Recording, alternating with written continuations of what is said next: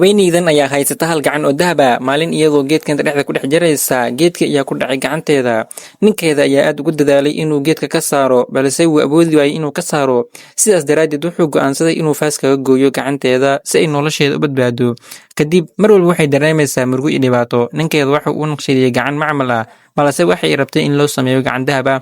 Maalmo kadib waxaa loo sameeyay gacan dahab ah, laakiin jirkeeda waxa uu bilaabay inuu qaado caabuq. Maalmo kadib way dhimatay, balse intaanay dhiman waxa ay ninkeeda ka qaaday ballan ah in meydkeeda lala aaso gacanta dahabka ah.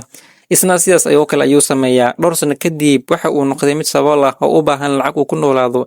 Sidaas awgeed waxa uu aaday qabrigii xaaskiisa oo uu bilaabay inuu qodo qabriga. Markii uu gacanta dahabka ah ka soo saaray, xaaskiisa indhaheeda ayaa si lama filaan ah u furmeen, laakiin wuu ka dhaga adeegay oo gacanta dahabiga u qaatay gurigiisa.